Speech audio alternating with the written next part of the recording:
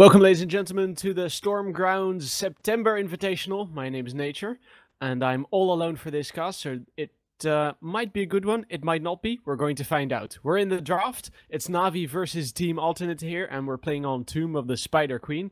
First bans coming in here so far. Leoric and Johanna will be taken out. No chance for either of these teams to play those, as we do see the first big Uther coming in for Alternate. They don't want that one to slip through. And that means Navi are right about to pick up their next champions. So Tomb of the Spider Queen is one of these smaller maps, which might allow them to go for some large rotational plays. But we're going to find out, of course, what they're going for. On the red side, Navi, of course, now going to pick up their very first champions. Actually going to use a bit of that time pool, but they should be okay. So I'm a caster you may not have seen before, and that's probably because I have not casted Heroes of the Storm up until this point, but I feel somewhat confident in my ability to do so. Obviously, we're going to have to find out, because up until this point, all of my casts have been practice only, and this is my first real test. They're actually running out of time here, Navi, that is, so they need to be quick about it. Or something for me has crashed. I'm not sure, but again, we're going to find out. So, first pick here, Kel'Thas for Navi, and then... okay, so Muradin. It seemed like my screen had bugged a little bit, but for now, I know what's happening. So, Kel'Thas and Muradin here, going... for that assassin, of course, and then the warrior on top of that. Nothing too surprising. Muradin, being the fairly standard warrior that he is, pretty much being picked up in every game, and now seeing that Johanna has taken away, we could have only suspected the Muradin being picked up right there. Kerrigan now on Team Alternate. Again, an assassin there. Nothing too surprising, as Arthas will be picked up here for the blue team. So picking up Arthas for some heavy crowd control. That's pretty interesting, as they're probably going to use that crowd control to let Kerrigan jump around and deal with the other team. As for now, there's another ban bound to come in here for Navi.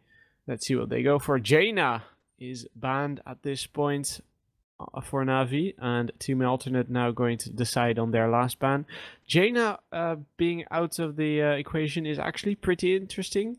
Tyrael taken out of the equation as well, but Jaina is actually pretty interesting because she is such a high focus, she's such a high priority pick for all teams on pretty much all maps, I'd say. So seeing as Jaina is not available here, they are going to have to go for some other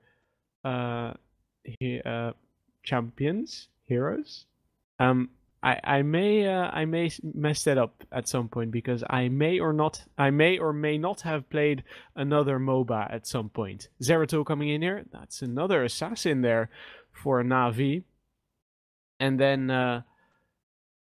they're going to go and use that time pool again to go and pick up that last second to last champion there, and it is going to be Rhaegar, so their support is set. And Rhaegar, of course, pretty nice. Ancestral healing always, or pretty much always available, of course, once you hit level 10, to keep Zeratul alive. And also Muradin on top of Zeratul is very, very powerful to make sure that Zeratul can jump in and jump out using the wormhole when he gets the chance, and deal loads and loads of damage. On the other side, Team Alternate now going for their last two picks. Arthas on the board, Sylvanas on top of that, and one more pick to go rather here for Team Alternate. They're missing. They do have pretty much a solid composition at this point. Wouldn't surprise me if they picked up another assassin. But we're going to find out, and it is going to be a Nubarak, so it's going to be another warrior here. That means they do have a bit of a warrior-ish, I can't speak English today, composition, and that means that Kerrigan should be protected enough, especially with the Uther, who's pretty tanky for himself as well, to jump around as much as she like. Of course, Sylvanas for the pushing power, not too shabby either. On the other side, Na'Vi now going for their last pick. Rhaegar, Zeratul, Muradin, and Kel'Thas in their team, and Vala as a substitute for the Jaina has now been locked in. So it's going to be Tomb of the Spider Queen. Both of these teams ready to rumble. That means we're going to go away for a quick commercial break. Once we head into the Nexus, we'll be right back.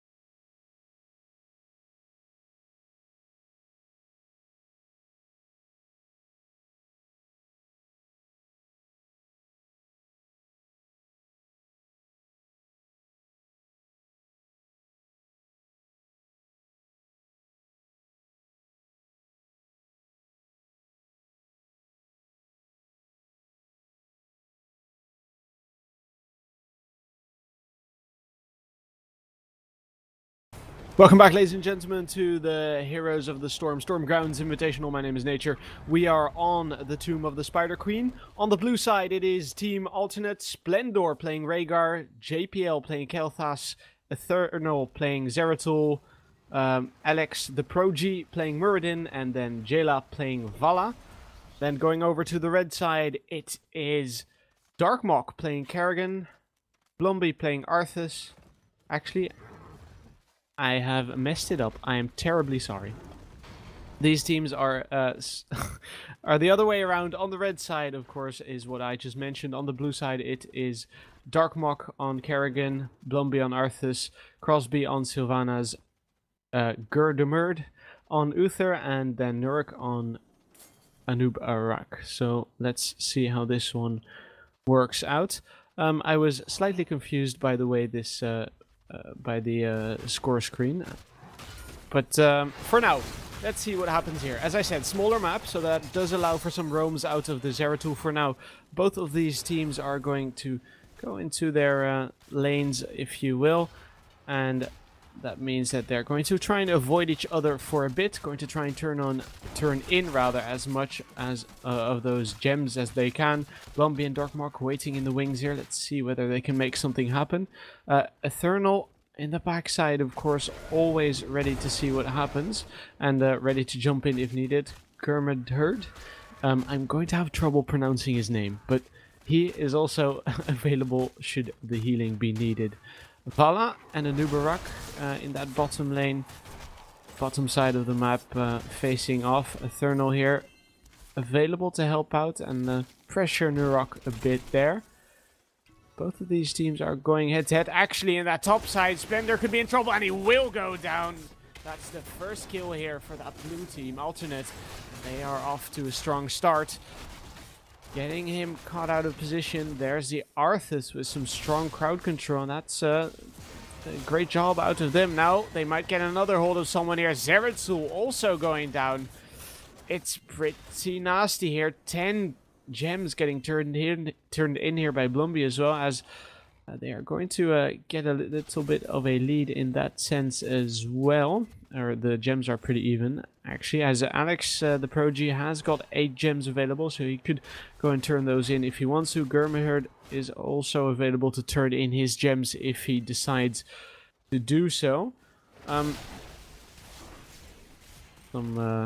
fighting going on in mid lane. JPL all alone versus 3 members of Alternate here. Could be in some trouble. Does get the help out of his team.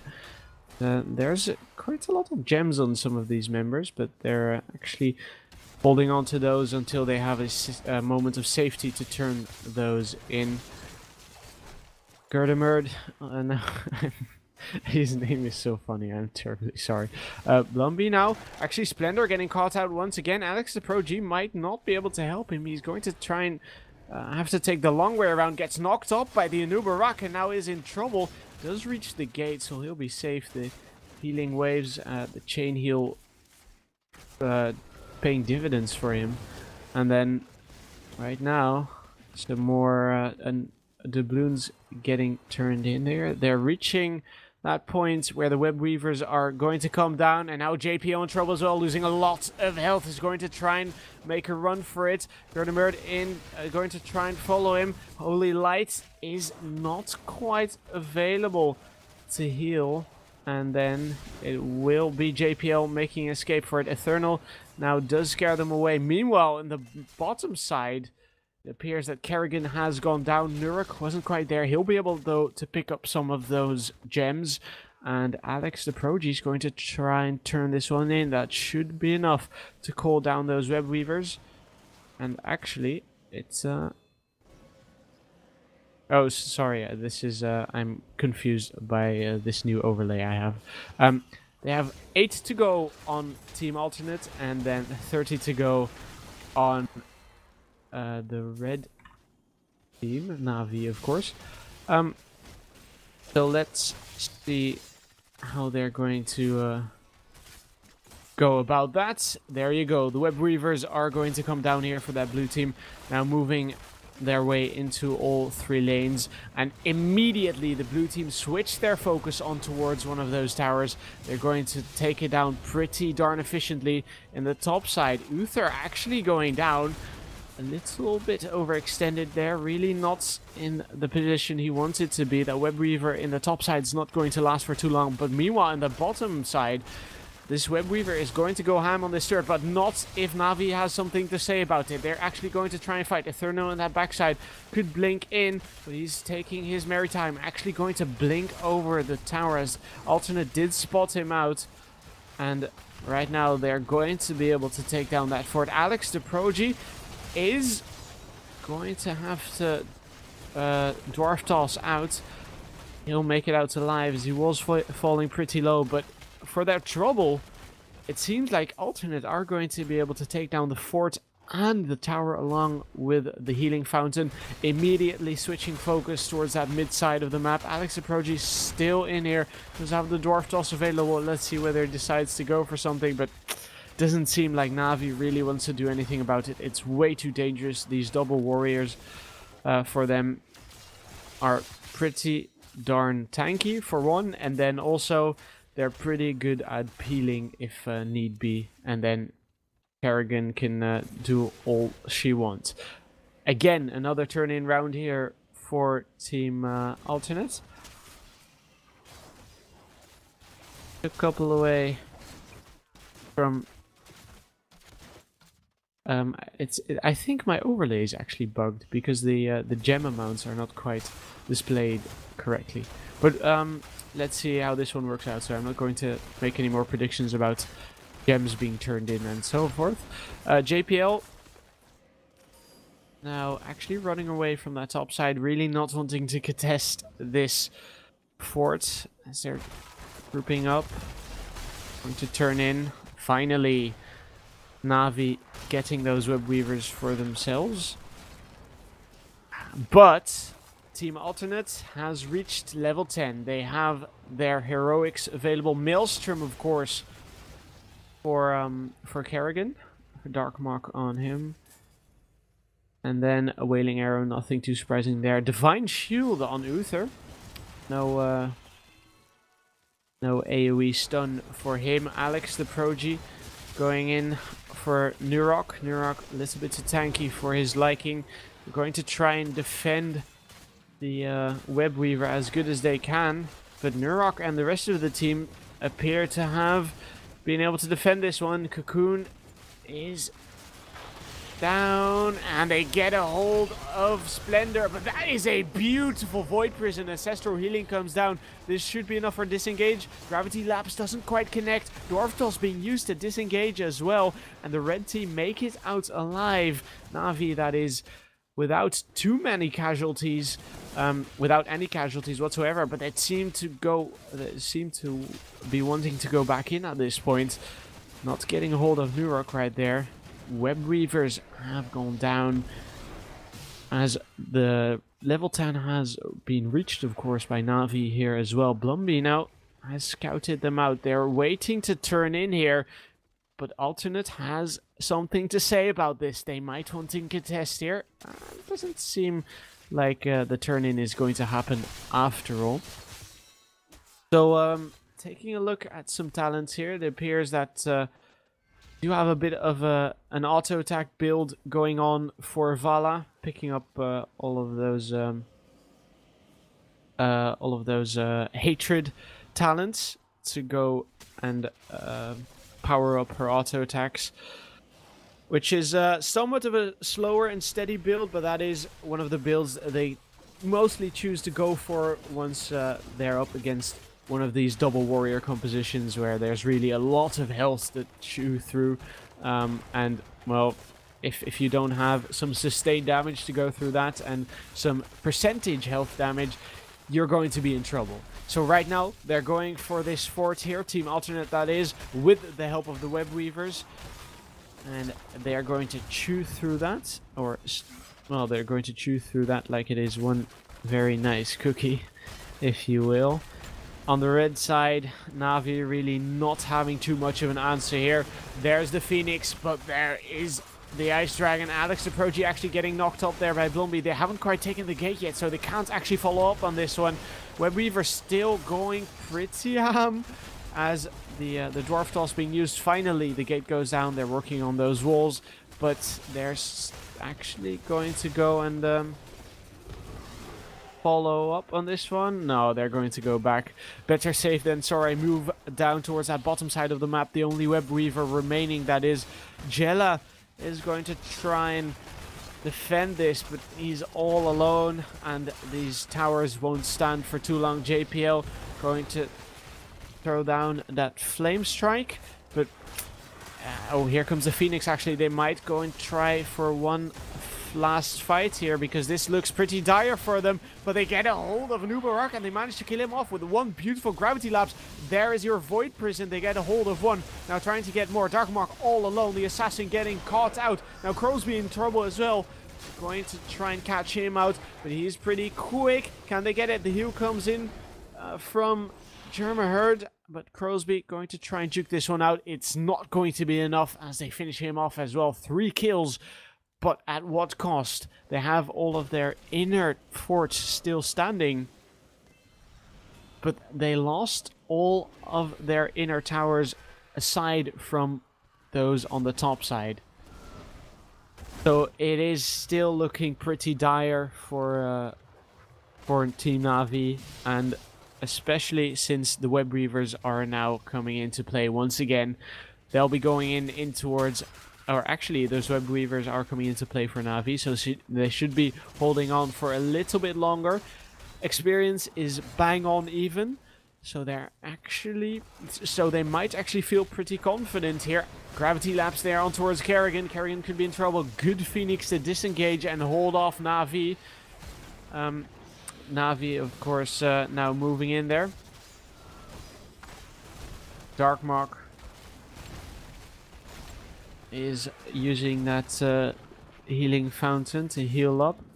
Going to try and hold on here, but it might not be enough. Crosby getting caught out there by Eternal, who just jumps out. There's the Rain of Vengeance. Germaherd getting stunned up as they switch their focus. An invulnerable Blumby will make it out alive, but a fort goes down here, and Na'Vi picks that one up, going for the turret now. The tower, rather, as Blumby is going to try and defend that top side. He'll be able to take down the Webweavers, as the Webweavers have gone down. Another Phoenix here for some very, very fast pushing. JPL really making that spell worth his while, as they'll go back now, ready for another egg spawn and ready for another turn in.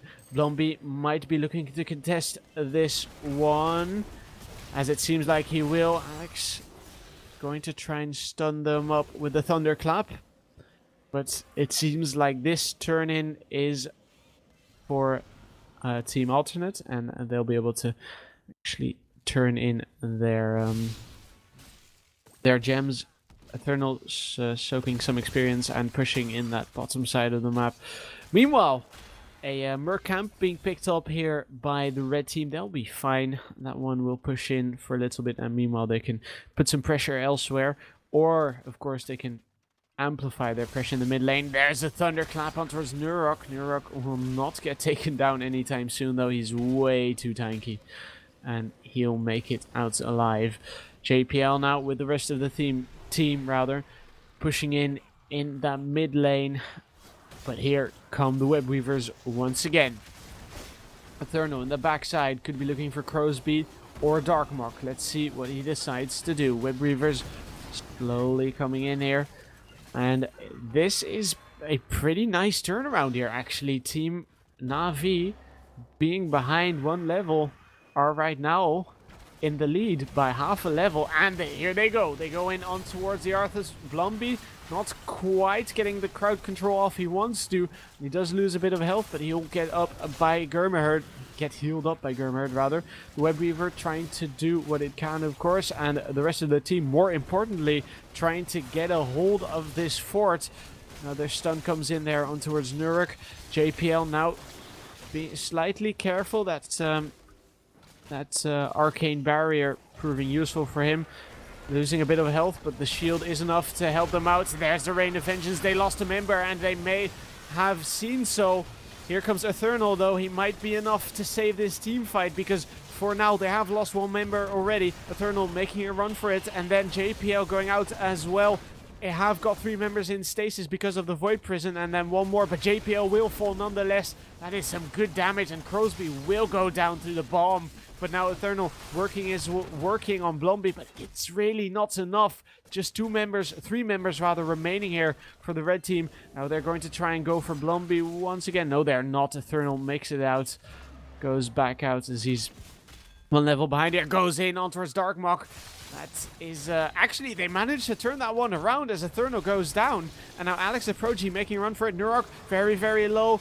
Here is, here's the follow-up there on towards Jayla. Jayla gets hooked in. And Darkmok will get that kill. Primal Grasp, very, very good in that case. Proji and Splendor. The only remaining member, aside from JPO, of course, who just spawned. There is 51 gems here on the blue team turned in, and they have got 39 among their team. So should be enough to summon those web weavers once again, and they are going to try and do so for now. Good Phoenix there out of JPL to zone them from that egg. But there's another one on the map, and Alex Aproji is going to try and contest this one, but it seems like it's not enough. Nurok is going to get the channel off, and he is going to get those web weavers down.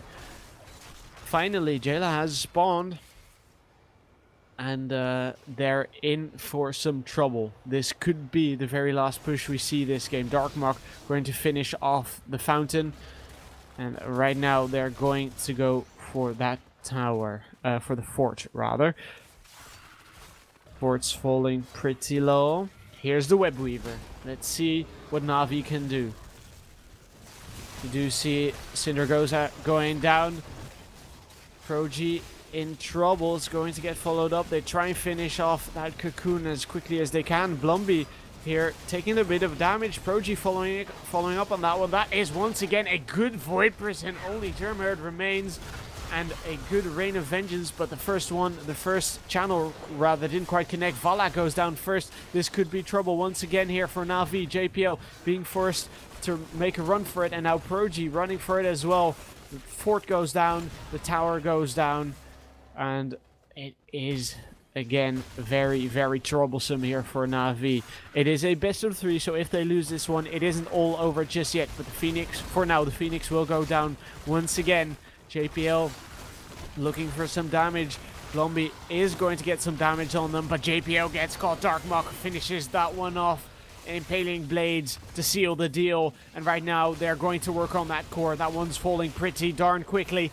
And it seems like this will be the very first game. Alex, the Proji, Splendor, and Eternal trying to do everything they can about it, but it's at 50%. It is at 40%. And it seems like indeed Alternate are going to take this game in 18 minutes flat. So GG to Team Alternate. Like I said, it is a best of 3, so this was only the first game. Na'Vi have, after this, one, or maybe they have one more chance to claw back in this one, and if they don't do so, they are out of the tournament. But until then, until the next game, of course, we'll be back as we're out for a quick commercial break. See you soon.